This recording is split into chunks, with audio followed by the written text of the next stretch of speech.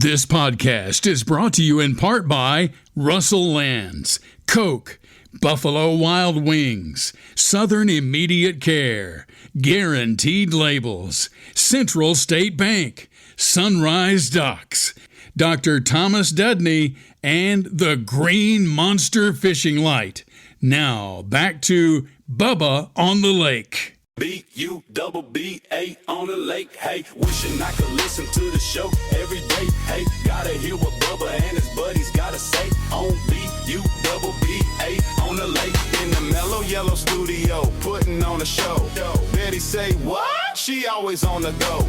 We got Hunter Bus sitting at master control. Don't wanna miss a moment, cause Bubba's got the flow. B-U-double-B-A on the lake, hey. Wishing I could listen to the show every day, hey. Gotta hear what Bubba and his buddies gotta say on B-U-double-B-A on the lake, hey. B-U-double-B-A, hey. B-U-double-B-A, hey. B-U-double-B-A, hey. B-U-double-B-A on the lake, hey. Hello, friends, neighbors, and associates everywhere. I'm your semi-retired, mostly washed-up host, formerly the Rick and Bubba Show, and we want to welcome you to Bubba on the Lake, a.k.a. the People's Podcast. Broadcasting from the Mellow Yellow Studio, our website is bubbaonthelake.com, and of course we have the message line that is always entertaining, 308-BIG-LAKE. Let your voice be heard. Folks, welcome back to a new edition of Bubba on the Lake. It is podcast number 57, and we're scheduled to have Dr. Travis Taylor. Most of you know him probably best from the Secrets of Skinwalker Ranch. He has he's all over the History Channel, Ancient Aliens, a whole bunch of other things. And he also was on the government's secret UAP, Unidentified Aerial Phenomenon program. I prefer the old UFO. I didn't like when they tried to change that, Unidentified Flying Object. I may just stick with UFO because it's easier to say. But anyway, Dr. Travis Taylor is supposed to be with us.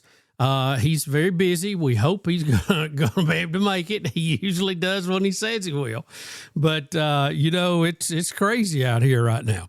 All right, before we get into everything going on, let me handle some old business here first.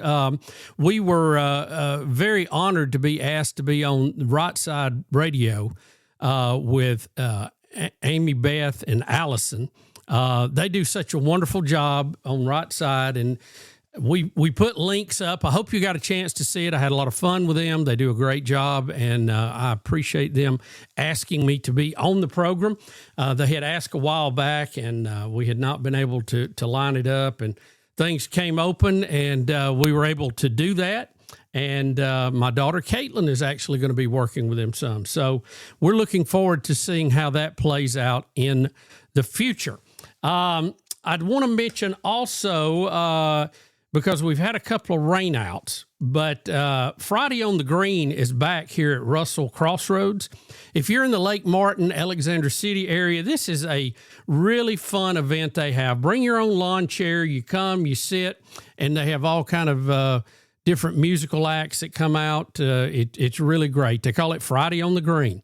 And if you want an updated list of who is performing when, you need to go to the russelllands.com website.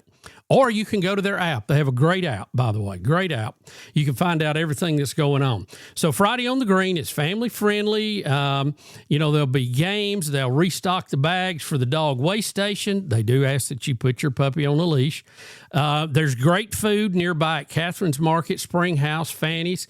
And many times they'll have food trucks out there also. So it's always a big event. All of our neighbors here love Friday on the Green, they call it. And it doesn't even matter who's playing. They like everybody. And I couldn't agree more. It's a real fun get-together. And one of the advantages of having Russell Lands here and living on the lake at Lake Martin. So, I want to mention again, we have the title Bubba on the Lake. But it doesn't necessarily mean it is all about the lake all the time. I know coming out of that live commercial telling you about that, it would seem that way. But it's more of an umbrella, And, I've said many times being on the lake is more of a state of mind than it is a geographical location. And I hold true to that. I tell you, I don't know what it is. I grew up with a dad who fought World War II. He was always on time. You were 15 minutes early if you were on time. If you were on time, you were late. You got there, you got prepared to do whatever you were going to do at this time the event started. So my whole life, I was on that time. And then when you go into the media, which I've been in my whole life since high school, radio or TV, we live by the clock. We live in 30-second increments, literally around the clock. So my whole life has been tied to not kinda on the right time, but exactly on the right time. I mean, to the second sometimes. And it's just a strange thing now at the lake because so many people here, it's kind of laid back. We got neighbors that fly planes, and they're still on, very tedious schedules. But it's when you get to the lake, it's like everything kind of gets kind of vague. It's like we're going to meet at 5. Okay, 5. Well, that may be 10 till 5. It may be 5:20. And that kind of drives me crazy. And it'll stretch to 5:30 sometimes. It's just, I don't know what it is about water. I've noticed people that live at the beach do this too. I don't know how the water affects your timing. I don't get it. I guess everybody just gets so relaxed they don't give a rip. That's all I can figure. So, and that's all right too. That's okay too. So President Trump is in China. He's making a 3-day run there to meet with President Xi, and he's got quite a little list. He wants to talk to him about the Iranian war. He's wanting to talk to them about Taiwan. He's wanting to talk to them about AI and a whole lot of other things. So trust me, I know, I know that some complaints of our president could be considered legitimate at times. I think some people don't get the humor in what he does and how he does it. But I think that he is a great negotiator. I think he's about 3 steps ahead.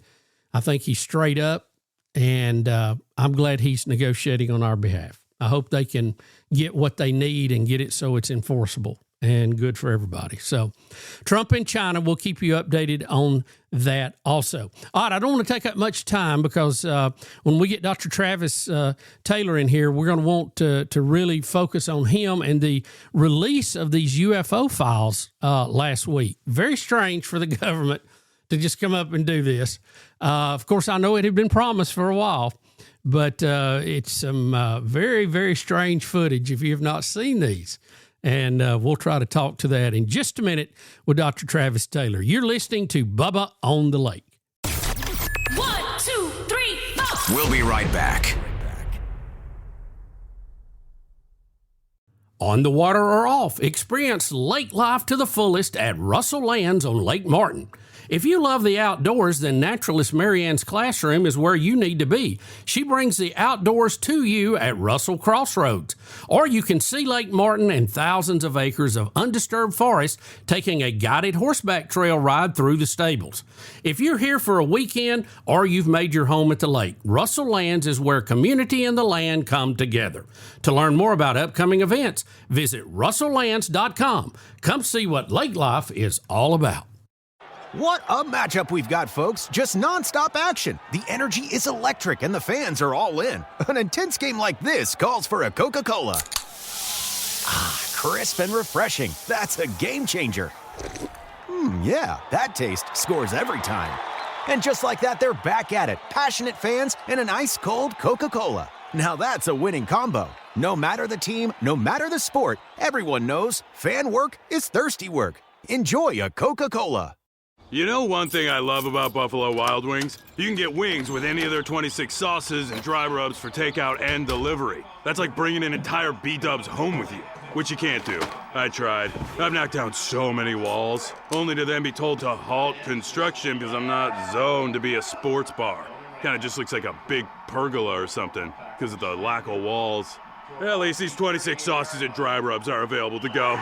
Buffalo Wild Wings. Let's go sports bar.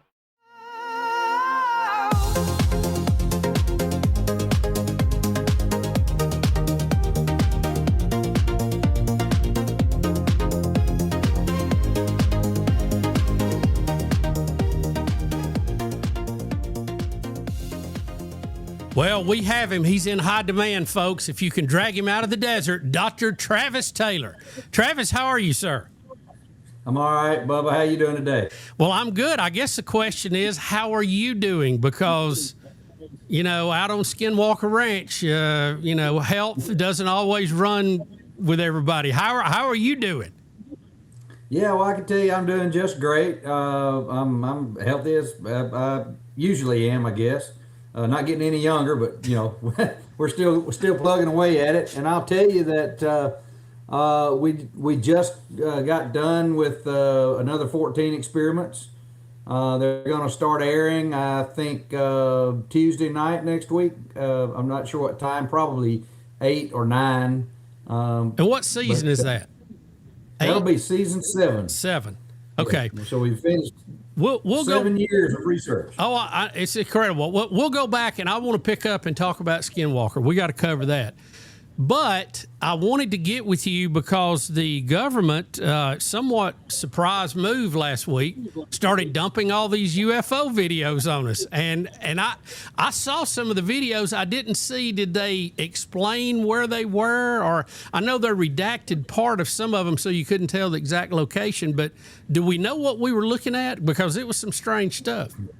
If you go to the president's website, you'll see that there is a description for each of the videos. Okay. That was kind of like the description that we gave with them when I was there at the UAP task force. There's they do this thing in the military called basic look up front or bluff, and so you'll have about 4 or 5 bullets for anything you try to send to a general or above. Right. It has that, and it kind of says. Somewhere in the world, right? And right. It says sometime in the world and date, and then object found by so and so sensor, and possibility it is a blank, right? And so there's that much of a description, I think, on some of those. I hadn't gone through all of them yet, but a lot of them were familiar to me. I had seen before, and of course we weren't allowed to release it or anything until it went through this recent thing with. Secretary Hegseth releasing everything the Pentagon had, and look, Bubba, this isn't the. There's the government calling you right there, telling you're telling too much, Travis. Too much. Let me silence that thing. So this is the first of many, is the way I understand it. My friend and colleague and leader, the director of the UAPTF and the ATIP and OSAP, all that, Jay Stratton. He's informed me that that there is more coming, a lot more. Whether or not there's aliens in it, I can't say. I don't know. Right. But what I do know is the videos and things that we have seen are things that really need a better explanation. Well, I thought most of them I saw were what we would call an orb or just something white, in the scene moving around, and a lot of times moving at angles that normal aircraft couldn't move, and at speeds that normal aircraft couldn't do. And if humans were on board that, they would not survive the G-force of a turn like that. I mean, there's a point where your brain just compresses in your skull, right? And you can't survive that kind of G-force. Yeah, one of the most compelling to me, Bubba, was there's one from Apollo 17 Lunar Excursion Module, an exterior camera. Now, as far as the government's concerned, I'm the first person that found that. About 11, 12, even 13 years ago now, I was doing a study on lunar meteor craters and was going through all of the Apollo archives looking for photos of meteor craters up close. So I was trying to determine how smooth they were in the bottom. And I found this. I was just randomly getting canisters of film from the Apollo 17, from all the Apollo missions that had recently been digitized. And I found this one picture by just accident, because I wasn't looking for UFOs, and this was actually even before I was doing the UFO program.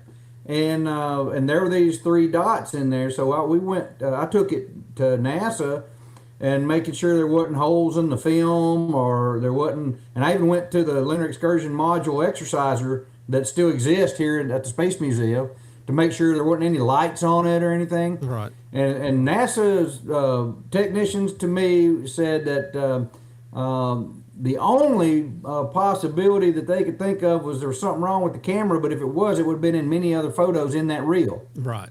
And the only other explanation was somebody said, well, it's probably just 3 meteorites in perfect formation. And I was like, yeah, that sounds really plausible too.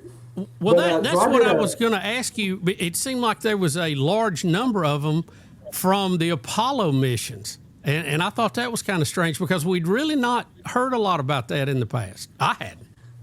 Well, so I can tell you, right before COVID hit, we had authority from Congress to bring in every NASA astronaut and debrief them, everyone that was alive.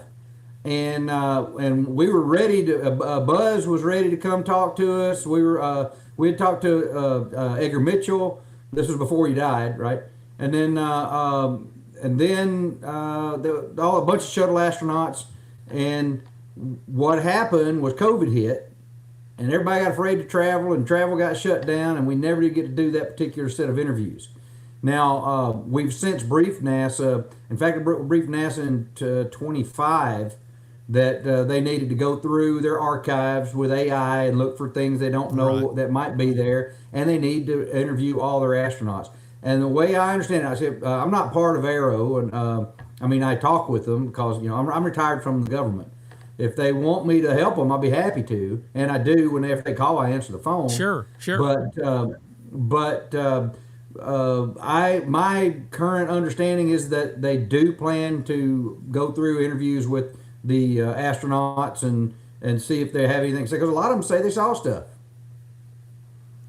Yeah, we didn't get a real good reporting of that at the time. But, the only other thing I can think of, Travis, is maybe a part of the lunar module or the command module during the docking or the undocking or, some piece of metal flew off something and you're seeing that tumble through the atmosphere. But that's kind of a stretch. But really, that's all there could be, right? Well, there's no atmosphere on the moon, Bubba. So whatever this was in orbit, flying above and around the moon. That's what I meant. Just through the thin atmosphere that it has. So it would be, it would have to be big because you keep in mind they were there during the daytime. It's one of the funniest things that the lunar mission deniers, the moon mission deniers, don't understand. They always say, well, there's no stars in any of the pictures. I always say, well, go outside during the daytime and tell me how many dang stars you see. Right. They were on the moon during middle of the day. Right. And so it would have to be. Don't get me started on these. We didn't land on the moon, guys. That and the flat earthers. I'm sorry, I just can't take it anymore. I really can't. I'm with you on that too, man. Blue in the whatever face. It was either really bright from light being hot or lights being transmitted, or it was really big and really shiny for it to be able to be seen in the daylight from the surface of the moon with that camera. So garbage or a meteor or 3 meteors don't really add up. And also, it made out a perfect isosceles triangle. Right. And the lights were at each apex, perfectly at the apex. And then when I did AI analysis and ran algorithms on the footage, or the film, it actually was footage back then because it was film, but on the image it says it wasn't doctored, it didn't appear to be damaged, and an algorithm actually found another one in the noise. It found 2 others actually in the same photo, but the second one was a 70% confidence that it was an object, and the third one was so much in the noise, like 20% confidence that it was an object. So were there more than one of them flying about, and they just happened to get caught in that picture? I don't know. And I'm not saying that it is a black triangle UFO. I'm not saying it isn't meteorites, and I'm not saying it's not holes in the film. What I'm saying right now, I don't think that film exists anymore, so we could never go back and test that particular hypothesis. So that's the easy one for debunkers to say, oh, it was just holes in the film, because we could never go test it. Only thing we have are the digitized artifacts. Travis, when you see something like that, or you make a discovery at Skinwalker, does the hair on the back of your neck and the skin pile up like it does all of us watching? I got to know. Well, I get excited. I do get excited. Because as many weird things as we found at Skinwalker Ranch, weird things I saw on the UPTF, I still haven't found the smoking gun, the empty cases, and the right. I still haven't found that. And every time something happens, I'm thinking, oh, this is going to be it. This is the one, right? Now I found so many of one of the other over and over again, right? Flying objects in videos where they shouldn't be, or strange artifacts or signals from in some or multiple sensors that shouldn't be there, and things like that. But I've never picked up and held in my hand or seen with my own two eyes what I would say is definitive proof that it's an alien being, right. or a UFO that lands and they come out and say, "Take me to your leader." None of that's happened. Well, there's always next season. I mean, you never know. But that's why I keep going. I want to go back to the video released. Several were orbs. We had military cameras watching an enemy target, and all of a sudden you see this white light go through, and then a lot of times they tried to focus in on it, and sometimes it had strange shapes, sometimes it didn't. But let's play the what if game, okay? What could that be? Travis, tell me on that video, what could this orb be? And you guys have had them at Skinwalker Ranch too. They come out of nowhere, you see them, they disappear into nowhere. What is, give me A, B, C, D, what could it be? Well, let's talk about the physics of the sensor first. The reason they always look like spheres or orbs is that if they're right at the edge of the resolution of the camera, right, because they're so small and so far away, right, the encoding software of the cameras always draws them as a sphere. Right. Okay. Or aliasing. So if you're right at the edge, if you're right at the edge of pixel resolution in the video, then you don't know if it's really a sphere or not. It may be a different shape. And that's ones you got to be really careful about. All you can say is something strange and shiny flew through the video. Right. But the ones that have extended geometry to them or bigger than a couple of pixels, then that is its geometry, unless there's something wrong with the camera. And so, for example, the Mosul orb, that one was plenty big enough that it was a sphere, right? And the one that they released, that's the big shiny line that goes across under the sensor, that one looks to have some extent to it. It may be several meters long, and it actually looks a lot like the thing that flew under the helicopter out at the ranch. Yes, it does. So what could that be, Travis? Let's just play with physics we know. What could that be? Well, it's unlikely to be just a standard drone, like a hexacopter or quadcopter or, whatever those are. It's got multiple little propellers around it because their flight dynamics are a lot different. Right. If it's a drone, it would be more like something in a rocket body shape with where the wings are not shiny and not hot because we only see the tube, right? Right. But it makes it's flying very stable and very quickly, and it's not flying in rockets flying a different kind of trajectory. Drones buffet with aerodynamics. We'd see it moving like that. These things seem to be flying with some other means of propulsion or at least guidance and control that, maybe somebody has come up with something new, Bubba, but I've never seen aerodynamics in a normal modern vehicle operate like a lot of these do, especially the ones that make sharp 90-degree turns. I mean, we don't have anything that does that. It could be a remote control vehicle. It could be of somebody, sometime, right? In some of them, until I know, I wouldn't rule that out. I mean, it could they would be state-of-the-art remote control vehicles. I know. I mean, but the only other option is that there's little bitty people in there flying them around, and that's too far down the list, right? So first, you've seen Doctor Who, yes, and you understand that the TARDIS is bigger on the inside, right? Well, so there was a paper written in about 1999, 2001, somewhere in that time frame, by a guy named Chris Vandenbreck. And he showed that you could take the Alcubierre warp idea that Alcubierre came up with in 1994, but you could use multiple warp bubbles, and the interior warp bubble, you could make the inside much larger than the outside. Okay, I got you. And that way you would reduce the size of the spacecraft needed. And it's really interesting because some of the whistleblowers make claims like that they stepped into a UFO that was like 30 feet across, and when they got inside it, they got vertigo and nauseous, and then they were inside of something as big as a football stadium.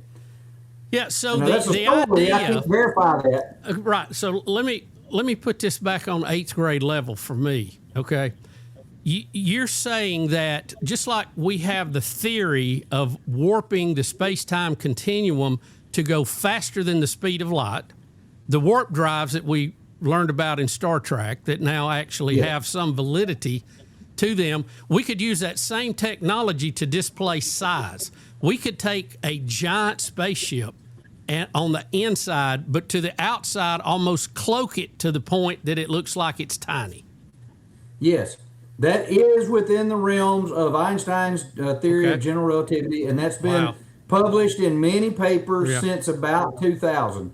So now I'm not saying that's what these things are. We're just talking about possibilities. Now the most obvious possibility is, we sent a bunch of robots to the moon before we sent people. We sent a bunch of robots to Mars and to other planets and stuff, and it makes sense. And especially think about if you're from a race that's so far advanced that your AI is basically conscious. Right. You could send an AI in a little bitty drone that could do all the science and exploration for you in a much safer process.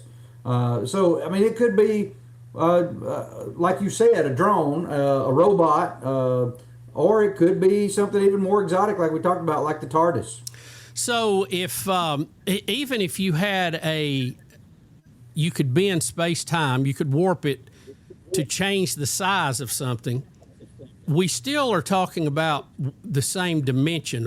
What's the possibility of these being some kind of interdimensional travelers, and we're just catching them when they slam the brakes on coming into our dimension? Is that possible? Well, any of it's possible. I mean, we don't know what they are. We don't know if they come from Zeta Reticuli or Alpha Centauri, or we don't know if they come from Universe 713 or whatever. Nice like shout out to Barney and Betty, by the way. I caught that with a star chart. I got it. Yep. Well, and that's become the lore ever since then, that the Greys come from Zeta Reticuli. Right. That's what everybody believes. But so I'm not saying I know what they are. I'll tell you what some people think, and I'll tell you what some ancient text suggests. Okay. You go back and reread the Mahabharata, the Bhagavad Gita. You read. I can't even say that, Travis, much less read it. What the heck did you just say? What is that? It's the Hindu. Okay. It's basically a Hindu Bible. Okay. It was written about 3,000 years ago, something like that, in the Indus Valley. It talks about these vimanas that the gods fly around in, that came from elsewhere. They don't say if they came from space or from another universe, but they believe that Vishnu is one of the gods who created each universe. With every bead of moisture that he exhaled was a new world. And but then look at the books of Enoch, the Gnostic Gospels. They all tell stories that whatever these beings were, they might not necessarily have come from our universe, right? But they had what not being from Earth makes them immediately an extraterrestrial, whether they're an angel, a demon, or whatever they are. By definition, yeah. Yeah. So I don't have an explanation, and I don't know what the answer is, but we have to keep our minds open that it could be any or all of these answers, right? It could be that we live in a universe like in Star Trek where there's a diversity of aliens, or it might be sparse, or it might be there's a diversity of them, like from the TV show Sliders back in the 90s, where there's a bunch of universes, right? we may just be on the tip of this. Well, and that brings up another thing. We've had. I actually was on a podcast. They asked me about this.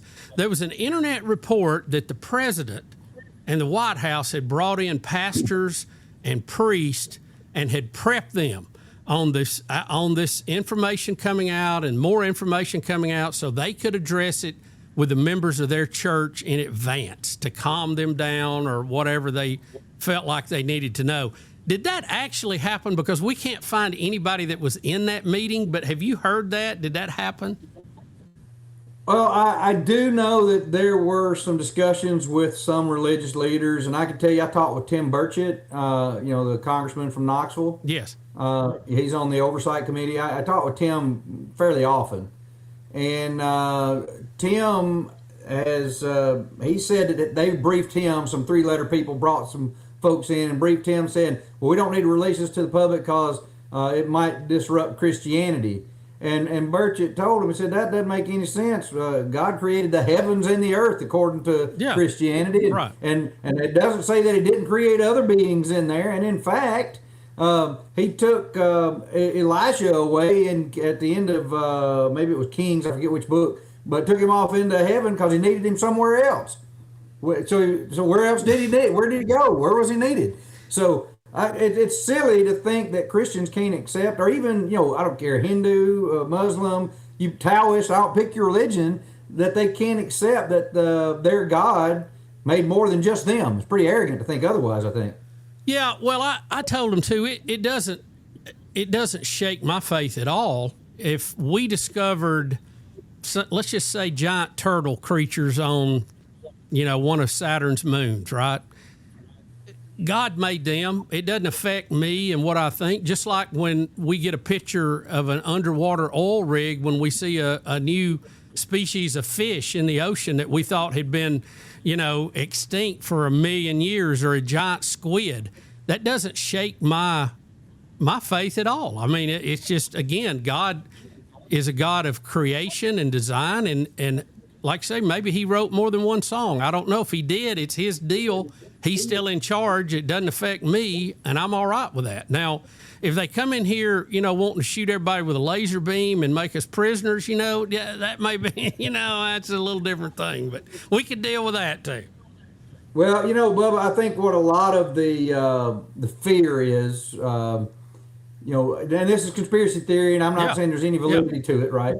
So what if, take an ancient astronaut hypothesis kind of approach, what if Jesus really was, say, an alien, like Superman, right? Right. And he gets here and he realizes he could help us, or whatever. Does that shake the faith that he's not God's son? I don't believe it does. To me, in my mind, it doesn't. I mean, if we're all a spark of God, it doesn't matter, right? But I think that could be one of the fears, maybe that the folks concerned about cultural disruption, right, and power flow, right, are concerned with. So you're kind of talking about a Stargate scenario where what we saw as deities might just strictly be high-tech aliens way ahead of our time. And I don't believe that, but I'm saying that's the theory. Well, there is several different interpretations of the ancient Sumerian cuneiform texts. And one of the interpretations is that the ancient god, the Anunnaki, Enki, and his brother Enlil, they created humanity out of the beings that were already here, like Australopithecines or hominids or whatever was here at the time they got here, and they infused them with their DNA. That's the spark of God, as they reinterpret it, right? And then they made them intelligent so they could be different class workers to mine gold and various things for them. Now, that's just one interpretation of those ancient texts. I'm not saying that is the interpretation. Travis, you're going to have people in Huntsville worried about you that you're not Southern Baptist anymore if you keep talking crazy like this. Me and my mom and my dad talk about that all the time, Bubba. they would excommunicate me from the church I grew up in, man. But that's the fear, is what I think, and that's the fear that politically people are concerned about. We're talking to Dr. Travis Taylor. You know him best as from The Secrets of Skinwalker Ranch, Ancient Aliens, and a whole host of other programs on the History Channel. We'll be back and talk with more about the UFO release and Skinwalker Ranch right after this. Where's Bubba? I'll tell you where. He's on the lake. At Central State Bank, we believe community banking is more than just transactions. It's about relationships. For over 100 years, we've been helping neighbors grow, businesses thrive, and dreams become reality. Because when you bank local, you invest in your community. Central State Bank, large enough to serve you, small enough to know you. Visit us today or learn more at centralstatebank.com. Member FDIC. On the water or off, experience lake life to the fullest at Russell Lands on Lake Martin. Spend your mornings with breakfast at Fanny's.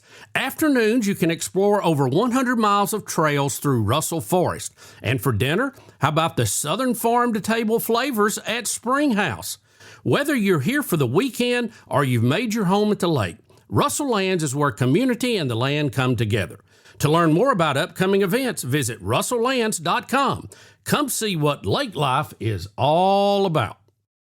Illuminate your night fishing adventures with the ultimate in submersible fishing light technology. The Green Monster Fishing Light attracts bait fish and game fish in all water environments. Turn any dock into a vibrant feeding frenzy. Compact, tough, and energy efficient. The Green Monster Fishing Light will provide endless hours of family entertainment and enhanced nighttime visibility for safe docking. No dock, no problem. With our 24-inch portable Green Monster Fishing Light, start landing trophy fish tonight. Visit thegreenmonsterfishinglight.com.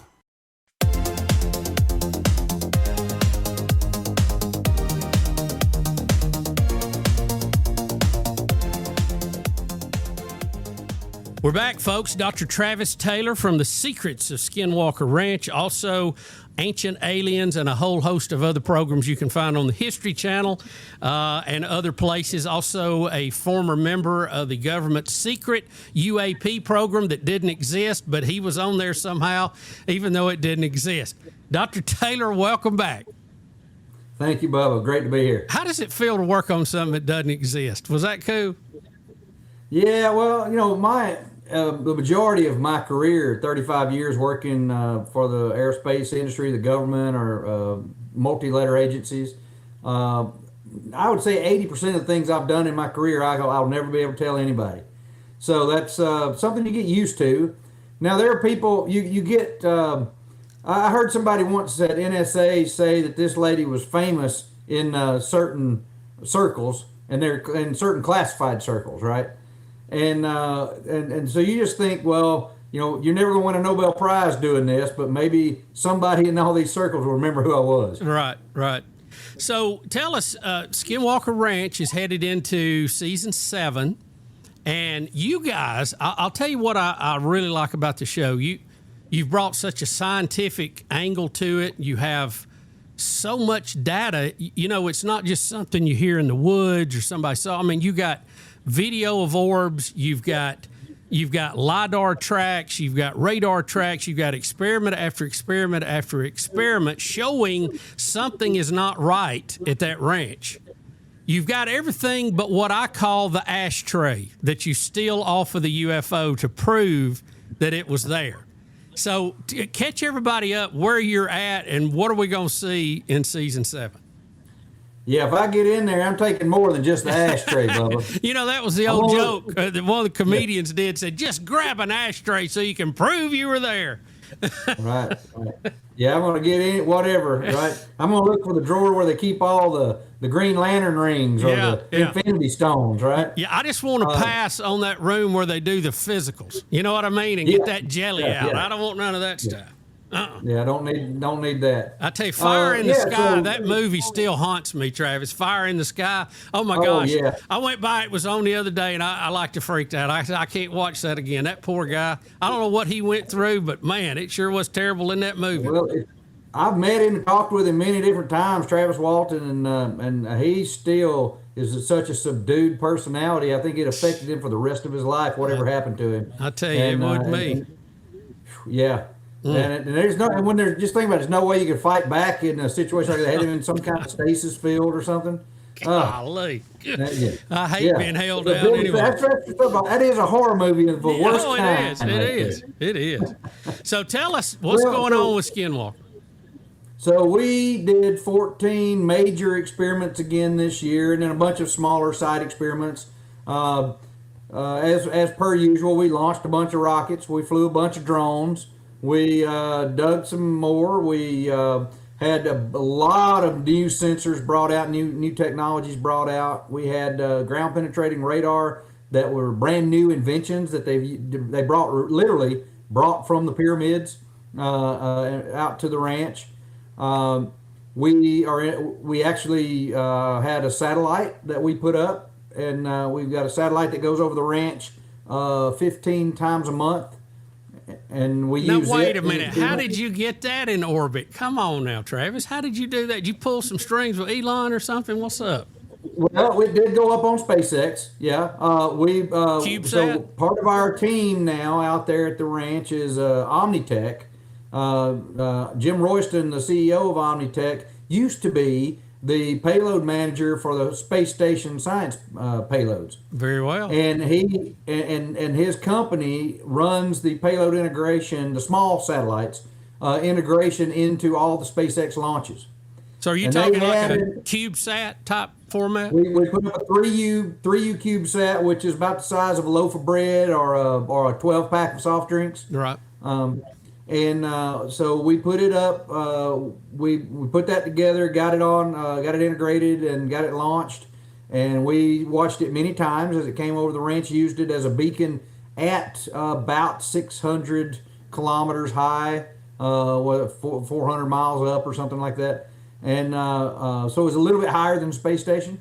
Space station's at 240 miles. Right. And we used it many times, and we tracked it continuously. To look for errors, and some of the things we found will be fun for everybody to see. We did continue to try to excavate into the mesa. Y'all, we want to see you dig that baby down. I mean, we just ready to dig that thing. Well, it's harder than it looks. I'm going to just tell you that. It is. It's not big. as simple a project. And and keep in mind, we have a finite budget. Right. We don't own a big construction company like the brothers out at Oak Island do. Now, wait a minute, Travis. You've launched satellites. Come on, man. You can dig. All right. Tell me about the satellite too. Did y'all build it, or was it a commercially available version? No, Omnitech was building one for a customer, and the customer fell through, and they had it about half built, and they called me and said, "Hey, what can we put on this? What would you like to do? Come help us figure out the final design." And so we got Eric and I and Brandon talked to them, and we went out and redesigned the payload that went on it and helped them integrate it. And then they took it down to Florida, because it launched from Florida. Yeah. And no, wait, I think it launched from Vandenberg. Sorry, it launched from California. And so they took it out there and integrated it in the spacecraft and into the rocket and launched it. But it had multiple transmitters on it, multiple receivers, that sort of thing, and we could do a lot of interesting experiments. So is it public knowledge where it is, or can you give the designation for it? Can we listen to a downlink or anything? We didn't do that on purpose because we don't want to take a risk of somebody messing with it. Yeah, right? I understand. And in fact, when we show the orbital track on TV, I think they're going to blur out the designations and the two-line elements that would tell you what the orbital track is. Right. Your caps. Got to have the caps so you can track it. Yeah. So, yeah. Travis, what does it cost to put a satellite up nowadays? So you can put one up like this through a company called CEOPS. They're a subset of Omnitech, and that it costs you about $500,000 to put something like that up. Fortunately, we called in favors, and it didn't cost us near that. Because we spent all our money on drill rigs and excavation. Right. Well, I started to say that'd do a lot of digging right there, Yeah, what's your rocket budget out there? I mean, you guys launch a few of them. Yeah, well, honestly, I don't know what our budget is, but I'm going to guess, because they don't show us the numbers, right? The production keeps that all probably for tax purposes. I don't know. But I'm going to say we have a budget somewhere between $10,000 and $30,000 for all the rockets we've done each year, because we have people, helping us put them together, bringing the parts and the motors and shipping them and all that. And it's funny. People say, "Why y'all launch so many rockets? You keep launching rockets." Well, they're the easiest, cheap way to send a sensor or information up into a spot in the sky quickly. Drones are more expensive. We can lose them. They don't work half the time. Yeah, they don't work half the time. We've lost $1 million worth of drones at Skinwalker Ranch, literally, in the last 7 years. And we've launched, not even $100,000 worth of rockets, right? Probably not even that. Probably maybe 50. If you added up all 7 years, probably maybe $50,000 worth of rockets. Well, Travis, I'll tell you, you've changed my world, because for Christmas this year, I asked for a portable backpack LiDAR, and I don't even need one. But I just thought it was really cool, and I might need it sometime. So, well, the new one of the new iPhones will do it. You can take it and you do sort of a panorama. You put it in LiDAR mode, and you walk around with it, and then it'll create a 3D rendered LiDAR image. I don't know. Wait a minute, I may have it here on the new one. Is it on here? You might very well, because I know Dragon used it and did a 3D image of the inside of Homestead 2, and it worked beautifully. Okay, well, I got to go out and try that out. So, what else should we know about the upcoming season? And tell me about the spinoffs. There's several spinoffs now, right? I know that the Beyond they didn't do that this year. There was some conflict with the people doing it, and we're talking about finding a way to actually pick a few places that we want to go and actually do a deeper investigation in. We did send some folks to do some scouting, but we didn't turn that into anything that's going to be released yet. And the other possibilities are, we talked to a lot of folks on other documentaries like Unexplained and The Truth Is Out There and that sort of thing. But we spent so much time and work this year that we didn't have the bandwidth to separate into the other show this year. It was just too much. Right. And because we literally, Bubba, I took my daughter out there for a week to help. She's a graduating senior in electrical engineering. Cool. And she built a sensor and all that sort of thing. And she's good with cameras. And she realized when she got out there that it wasn't a vacation. Right. Yeah, I saw the episode where she first went. I don't think I saw the one after it, but. Yeah, we were working 16 hours a day, and she said, "Dad, y'all work too much." I said, "I know." How was Mom with her going out there? I mean, you've had some health problems out there. Was she fired up about her going, or was she going to go, what are you going to do? She said, "You're over 18. You can make your own decision. You're an adult now." But I wouldn't go. That's what she said. Yeah, my wife won't set foot on the place. Yeah. I love your wife's straightforward approach on everything. I can relate to that because I have it here. Oh, that's great. So, what else do people need to know? Any other in this whole big landscape of what we've seen, or Skinwalker? Where are we at on this? And one other question, let me sidetrack for just a minute. I know Artemis 3 had plans to land on the moon, but the lander is not ready yet. Any update on that? I know they were talking about rebidding it even at one point, and Elon was going to do a cut-down version. And has Elon ever commented on the show or asked to come out? To my knowledge, he has not ever commented on the show. He may have asked Brandon to come out, but Elon's so busy and focused on what he's doing. And me and my dad were talking about this the other day, Bubba. You'll appreciate this. Whatever is happening, if I had $400 billion, I would know it. I would pay somebody to go figure it out. I'll bet you Elon knows more than the government does. He may very well do. And when SpaceX goes IPO in the next few weeks, man, it's going to be a $1 to $2 trillion company. That's what a lot of people don't realize is we're on the cusp of a new future, of a new super economy, of a new knowledge, because I believe that all this stuff is coming out because it just has to. Technology's overrun the government. People have the ability to talk to each other and tell each other everything. We're showing in real-time disclosure at Skinwalker Ranch anything we find. None of it's made up. We might misconstrue what something is we see from time to time, but it's not hyped. It's all what it is in the moment, what we see, what we hope, what we're looking for. And so things like that, and Elon's going to go to the moon whether NASA's with him or not. Yeah, I Elon, think he is he's too. going to go to Mars whether NASA's with him or not. Maybe his last trip, but I think he's going. Yep, it might be. But so that's happening. And when SpaceX goes IPO, well, when they do their independent public offering, there are, say, 1,000 engineers that work for SpaceX that are suddenly going to have $100 million each. And they're going to want to do the things that Elon wouldn't let them do. Right. And they're smart. They're going to branch and so off. We're going to have a whole new era of space stuff. It is going to look like, I don't know, pick your favorite sci-fi thing, The Expanse, Babylon 5, Star, it's going to, we're going to start moving into where space is the next frontier and industry. And you put on top of that the AI data centers and all that, we're at a level where something is about to change. I mean, something is about to change, especially because that's another thing. They better start releasing stuff because AI is going to find anything that's being hidden away, and the quantum computing is going to break all the codes. So full disclosure is coming whether people want it or not.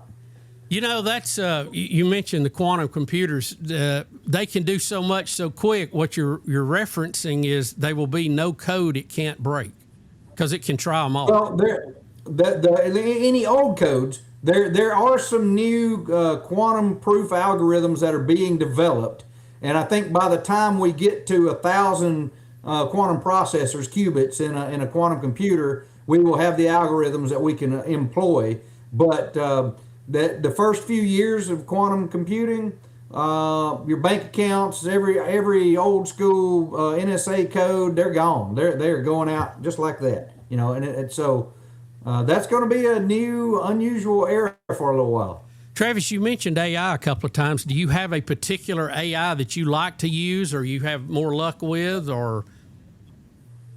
Well, it's a good question. I use a lot of different AIs. I have and it costs different for different success. Right. Different levels. So I have the expensive version of ChatGPT just because it's the one I started with first, and I built such a big repertoire with it. And I use it as part of my workflow, but I double check it with Grok. Yeah, I like to take two of them and fight them against each other, right? So that they can keep each other from hallucinating. Because AI, if you don't know the answer, it'll make something up. Kind of like Southerners. Yeah, I'm convinced that AI is Southern. Yeah, I've read a few, and I go, that ain't right. That ain't right. Dr. Travis Taylor from The Secrets of Skinwalker Ranch, Ancient Aliens. Gosh, you've been on so many shows, Travis. What else have you been on? Oh man, I made a list of them a while back. It's something like 100 different shows. I did this one show even. It was like technology that made America. I was on it for a little bit. I was on Three Scientists Walk Into a Bar. Of course, Rocket City Rednecks was what got me started. The Universe, Life After People, Unexplained. I did this one show, 10 Ways to Destroy the Earth. Oh boy, that was a good one. That was a fun one. That was very mad scientist kind of thing. I enjoyed that one. Well, you're definitely on the Rolodex when it comes to the high tech, the unknown, the weird, the strange, the edge of physics, as I like to call it. Travis, thank you so much, and we want to get you back again sometime. Hopefully there'll be some more of this that gets released that we need to break down. Sure, when it does, give me a call, and we'll go through it, and I can tell you what I can tell you. Dr. Travis Taylor. Travis, thanks for taking time with us. Come see us sometime, and we'll get on the pontoon boat and talk about it on Bubba on the Lake. Sounds great, Bubba. It's Bubba on the Lake. Bubba on the Lake. Dr. Dudney has been my dentist for about 20 years. He does a great job taking care of my teeth, making sure my cavities are good, cleaning my teeth, and also adding veneers to my smile, which was a game changer. Now, Dr. Dudney and his friendly staff can do the same for you. I ask you to give them a chance. Just talk to them, no cost. Just make an appointment, see what you need, see if you can have a better smile and feel better about yourself today. Give them a call at 205-663-6545 or tedudney.com. Just got that new boat? Let Sunrise Docks protect your investment with Swift Shield boat covers, Neptune boat lifts, and easy ports for your personal watercraft. Plus, they have composite decking that stays cool, designed with your feet in mind. Sunrise Docks is always first in quality, first in service, and first in customer satisfaction. Right off Highway 63, your Lake Martin headquarters, with 2 barges and the most experienced boat lift crew on the lake. Sunrise Docks is your lake life expert. Call 256-392-5200. On the water or off, experience lake life to the fullest at Russell Lands on Lake Martin. Want to know what's going on around Lake Martin? Check out the calendar of seasonal events that include Fridays on the Green, naturalist events, fireworks, concerts, poker runs, boat shows, juried art shows, boat parades, and much more. If you're here for the weekend or if you've made your home at the lake, Russell Lands is where community and the land come together. To learn more about upcoming events, visit russelllands.com. Come see what lake life is all about.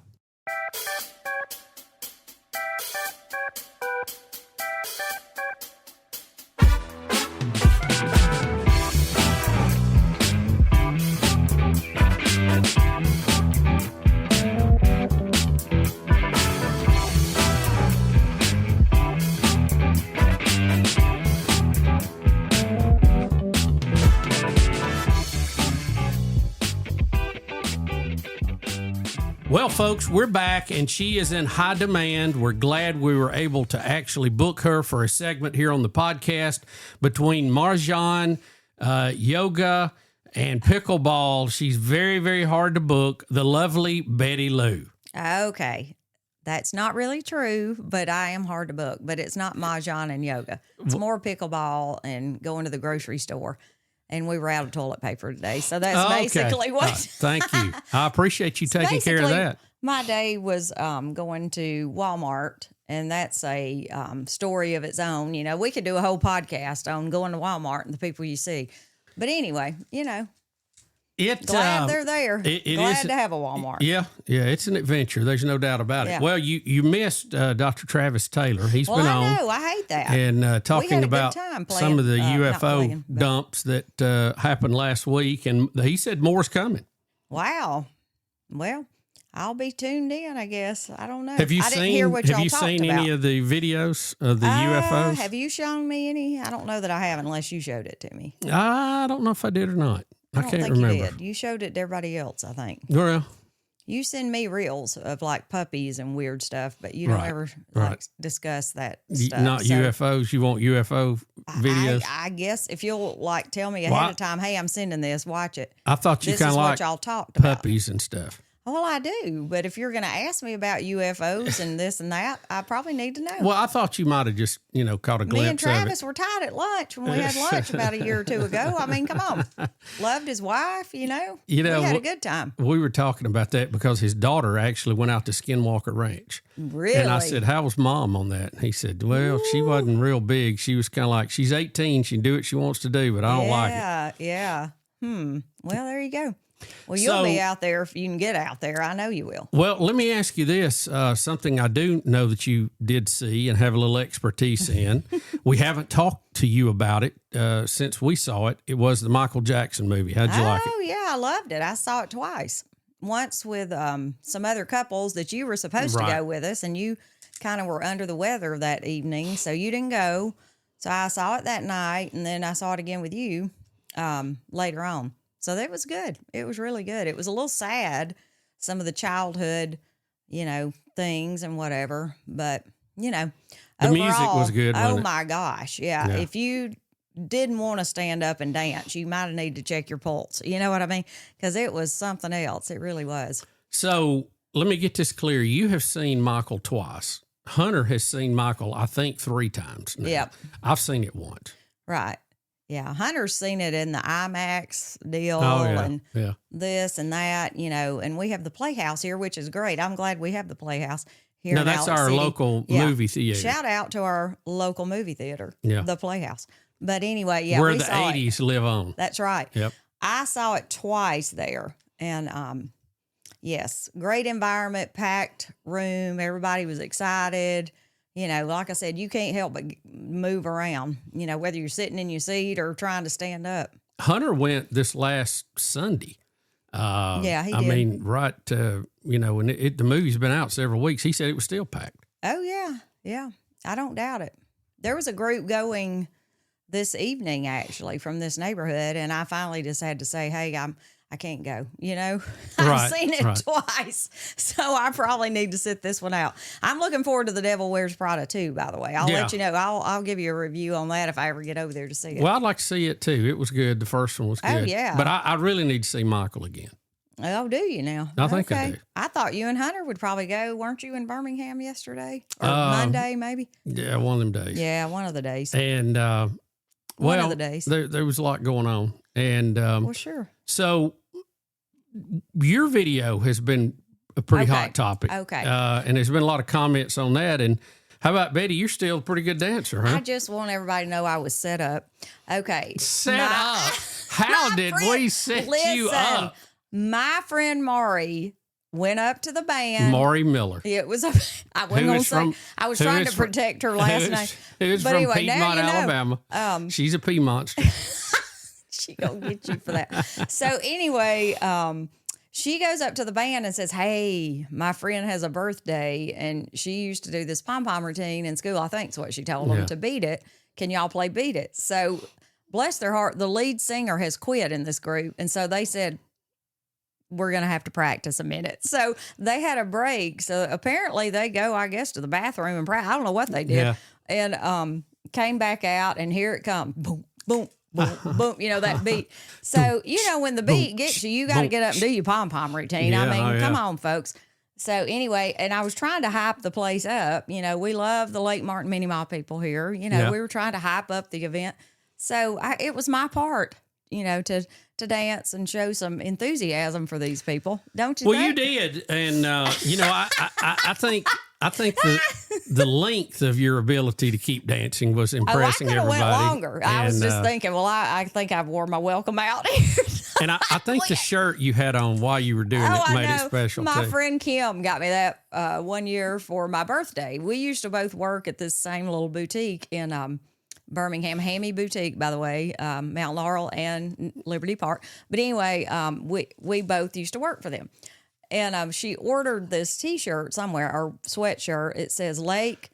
What did it say? Well, now I can't think what it says. Lake something can't buy. Yeah. Sorry, can't Lake buy. Right. Because it was basically, they were wanting to know what days I could work, and I said, well, we're at the lake from about Friday, and then I stay over Monday to clean or whatever, so I can work realistically Tuesday or Wednesday. Yeah.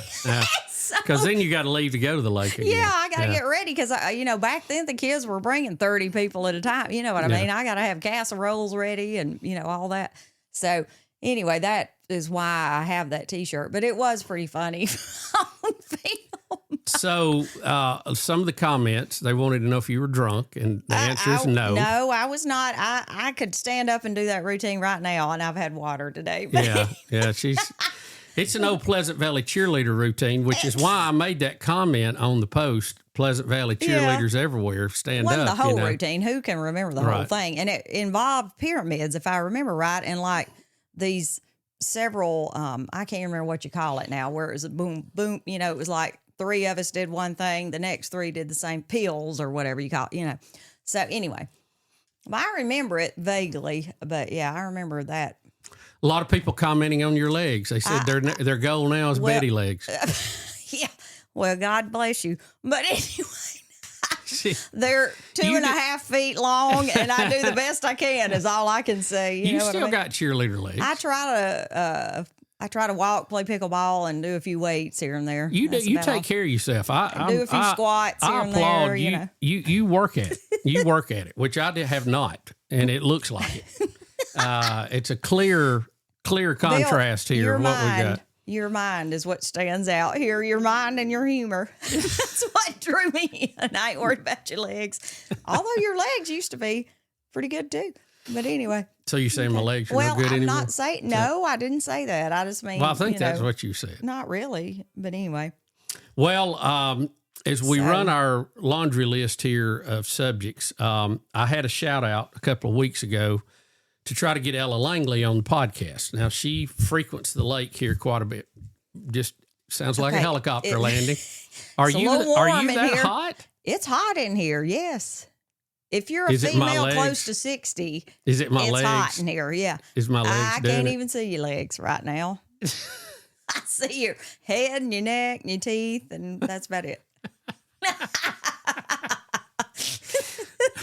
Oh, Lord. It must be the teeth. Oh, must be. Thanks, Dr. Dudney. Yeah. Shout out to one of our sponsors. So I had the shout out to try to get Ella Langley on the podcast. I've had no response yet. I know. And, Ella. I don't want to call myself an Ella fella, but I'm borderline. Well, if you're an Ella fella, what am I? I don't know. I don't know what she calls what that means. the other ones. I don't either. But I like Ella Langley too. I sing that song all the time. Anytime it's on, it's up, buddy. We're singing it. Choosing Texas. I know all the words pretty much. There's one little area I get gray on, but I think you really need to do that at the karaoke bar next time. Okay, the karaoke on Fridays has been replaced right now with Friday on the Green, because everybody goes to that. So we'll have to pick that back up in the fall. Yeah, we were just advertising that for, Russell Lands. Yep. So everybody goes to that. So if you have a connection to Ella, we need to work some back pass here. And look, she's blown up. She's big. She's got the number 1, number 2 song in country music right now. She also has like number 6 or 7. 3 out of the top 10 is her songs. I mean, she's acting like Michael Jackson right now. Speaking of Michael Jackson. I mean, come on. Yeah. There'll be a movie about her one day. And I heard Choosing Texas over on one of the contemporary it was Q104. I'll just tell you it used to be out of Gadsden that we were on in Birmingham now, and it's a top 40 station. And if they're choosing Texas on top 40, it's changed. It's crossed over, so that's even bigger. So, have you seen any of the video from her stadium tour, Dandelion? Is that what you've shown me? Yes. You've shown. Yes. Yeah, I've seen it. Then, yeah, it's unreal. Pretty strong. Oh yeah, it's unreal. Yep. So Ella, we're trying to get in touch with you. Did you? And don't say what it was, but did you tell me you think you had a contact? I think so. I'll have to reach back out to that person and just see. Well, they're lake people. They spend a lot of time here, so we ought to have some common threads there. We could work this out. Yeah. I mean, if she'll do Theo Vaughn, surely she'll do Bubba on the Lake, right? Theo Vaughn, I keep seeing different things about him. Hunter follows him and all this. And I just, he is funny. I mean, I get it. And apparently he's very popular, you know. So I don't know. I guess. He had Ella Langley, huh? Apparently I need to watch a little more of Theo Vaughn and see what we're doing, that we could do better. I don't know. How about going a little Theo Vaughn on him? You know what I mean? Well, maybe. I think I've suggested that in the past, but I didn't get any movement that way. Well, all right. I don't know. I haven't watched. It's been great, folks. I haven't watched his podcast, so I really don't know what all he does.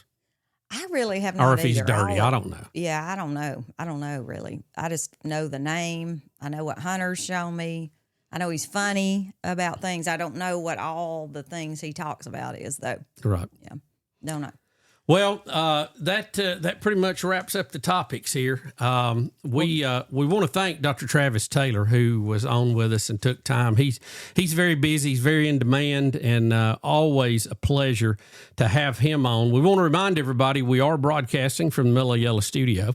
Our website is bubbaonthelake.com, and our message line 308 Big Lake, where your voice can be heard in 30-second clips. Be sure to leave us a message. You may make it to air. Don't forget to subscribe, turn on notifications. We don't want you to miss anything from the show. Follow us on social media.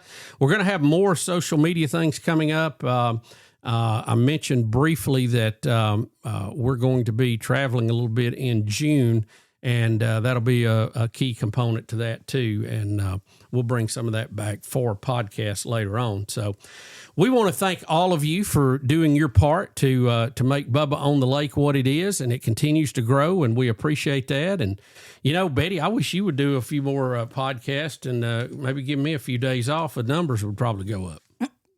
Well, what you want me to talk about? I can work whatever you out. want to do. Okay, well, let me practice. I mean, a little. it's Betty saying, I'm not the professional voice that you have. You know what I mean? Well, or Betty, professional. Let's please not use that terminology. I don't have the professional. I don't know, content presence. How about that? Yeah. I didn't see. Well, I can't think of the word. There you go.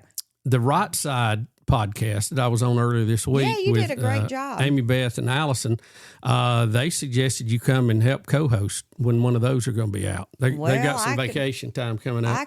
Mike could do that. Yeah, I might could. And, you know, Hunter's doing his thing with the barn, doing very well. Yeah. And Caitlin's going to be doing a little segment with Right Side. So, the Bussy Brief. Everybody's getting into business, you know. They really are. I know. What has happened to this family? I mean, you know, who knew?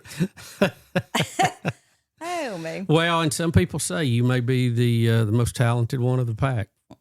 Me? Yes. Well, You're funny. I hate to say it, but you got the looks. You got the dance moves. I don't have those dance moves anymore. I tell you what, I'll talk about the leg workout when we come back. I'm kidding. So what all do you do now? Just with your schedule, let's hit that right. You talking about workout wise, or? Well, we're always talking about your busy schedule. What all do you do? Well, I get up in the morning and get the house going. You know what I mean? Somebody's got to clean, and we don't have a maid or a cook or any of that, so it's all me. Yep. So I kind of, like yesterday was laundry day. You know, did that pretty much half the day or more. It was wash the sheets day and put them back on beds and that kind of thing. You know, exciting things like that is what I do. Living the dream. I'm making lists that we need toilet paper. So I Right. went today and did that. You know what I mean? It's real exciting. And now I have a war against deer. I love to watch deer, don't get me wrong, and I love animals. But I'm really going to be really mad if they eat all the flowers we just put out. Yeah. And so that's a whole topic. We spent quite a bit of money trying to update our bushes and flowers around the house that we never did fix after the tornado. Totally. Yeah, we did a few, but it was Plan A and Plan B, or Phase 1 and Phase 2. Right. You know, so this was Phase 2, and you know, about a third of the things we planted apparently they really like, because apparently they're really hungry around here, and people have feeders. It's like. But I tell you what, if I put a feeder across the road and they go over there and eat it and then come still eat my plants, there's really going to be. I mean, I don't know. I may have to go war on them or something. I don't know. So what are you going to do? I'm going to try to order. I sent you several links from Amazon. Did you look at them? No, I did. And so flashing lights, that motion detector, some of them spews some deer repellent thing, and so I don't know. We're going to I think the crossbow's a pretty good fix. Well, I don't want to, you know what I mean, be taking things out if I don't have to. But it's not unheard of in this neighborhood, apparently. They are a nuisance. That's the key word. Well, nuisance. They're hard. They're everywhere. Like, I was coming home this afternoon from getting the toilet paper, and I had to dodge 2 in the car. Just like, it was like, what is going on? But anyway. So that's a whole nother thing. I'll keep y'all updated on that. That may be on my next podcast. Yeah, for the next edition of Betty Say What, get ready for Betty is at war with deer. And that certainly will either be very interesting or lead to some minor legal infractions. We'll see. All right, folks, thank you so much. Appreciate you being a part of this podcast. Remember, hit the subscribe button. We don't want to miss you and don't want you to miss anything. And until we sail into port again, remember, God loves you, and so do we. Thanks for being part of Bubba on the Lake. You're listening to Bubba on the Lake. Hit me bad. A production of Intergalactic Pants and Tees. All rights reserved. What a matchup we've got, folks. Just nonstop action. The energy is electric and the fans are all in. An intense game like this calls for a Coca-Cola. crisp and refreshing. That's a game changer. Yeah, that taste scores every time. And just like that, they're back at it. Passionate fans and an ice-cold Coca-Cola. Now that's a winning combo. No matter the team, no matter the sport, everyone knows fan work is thirsty work. Enjoy a Coca-Cola.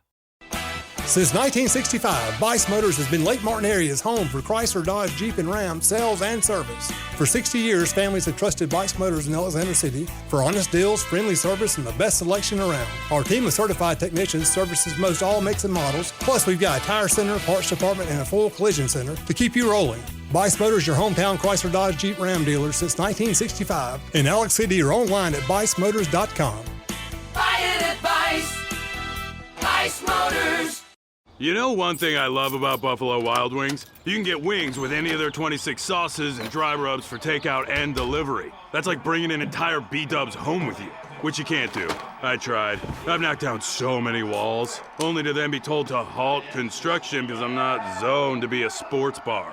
Kinda just looks like a big pergola or something because of the lack of walls. At least these 26 sauces and dry rubs are available to go. Buffalo Wild Wings. Let's go sports bar.